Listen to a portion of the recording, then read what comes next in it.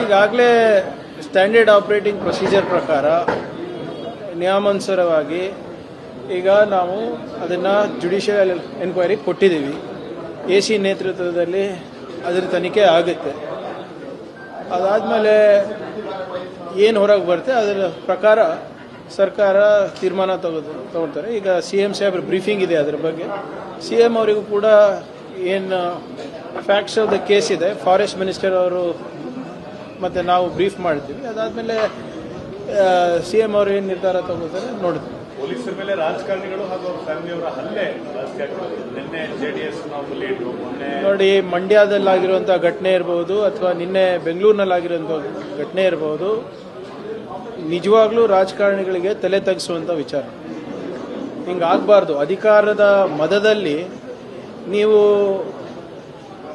ಯಾರು ನಿಮಗೆ ರಕ್ಷಣೆ ಮಾಡ್ತಾರೆ, ನಿಮ್ಗೆ ಅನುಕೂಲ ಮಾಡಿಕೊಡ್ತಾರೆ, ಅವರಿಗೆ ನೀವು ಕಪಾಳ ಮೋಕ್ಷ ಮಾಡ್ತೀರಾ, ಅವರ ಕೊರಳುಪಟ್ಟಿಯನ್ನು ಹಿಡಿತೀರಾ ಅಂದರೆ ದಿಸ್ ಈಸ್ ನಾಟ್ ಆಕ್ಸೆಪ್ಟೇಬಲ್. ಅದು ಕಾಂಗ್ರೆಸ್ ಇರ್ಬೋದು, BJP ಇರ್ಬೋದು, JDS ಇರ್ಬೋದು, ಯಾರಿಗೂ ಕೂಡ ಇದರಿಂದ ರಿಯಾಯಿತಿ ಇಲ್ಲ.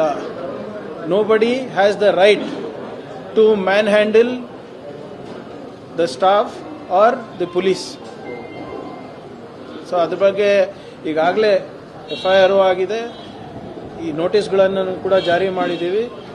ಇವತ್ತು ಮ್ಯಾಜಿಸ್ಟ್ರೇಟ್ ಮುಂದೆ ಕೂಡ ನಾವು ಕಳಿಸ್ತಾ ಇದ್ದೀವಿ. ಸೊ ಇದರಲ್ಲಿ ಹಿಂದೆ ಮುಂದೆ ನೋಡೋದಿಲ್ಲ. ಯಾರಾದರೂ ಕೂಡ on duty officer, government officer ಇರ್ಬೋದು, ನಮ್ಮ ಗೃಹ ಇಲಾಖೆ ಸಿಬ್ಬಂದಿ ಇರ್ಬೋದು, ಅವ್ರ ಮೇಲೆ ಹಲ್ಲೆ ಮಾಡೋದಾಗಲಿ ಬೇರೆದೇನಾದರೂ ಮಾಡೋದಾಗಲಿ ವಿಲ್ ನಾಟ್ ಬಿ ಟಾಲರೇಟೆಡ್. ನಮ್ಮ ತಪ್ಪಿದ್ರೆ ಖಂಡಿತವಾಗಿ ಕಂಪ್ಲೇಂಟ್ ಕೊಡಿ, ವಿ ವಿಲ್ ಟೇಕ್ ಆ್ಯಕ್ಷನ್. ಆದರೆ ಹಿಂಗೆ ಕ್ಷುಲ್ಲಕ ವಿಚಾರಗಳಿಗೆಲ್ಲ ನೀವು ನಿಮ್ಮ ಅಧಿಕಾರದ ಅಹಂಕಾರ ತೋರಿಸ್ತೀರಾ ಅಂದರೆ definitely not acceptable. This is not a good message to the society.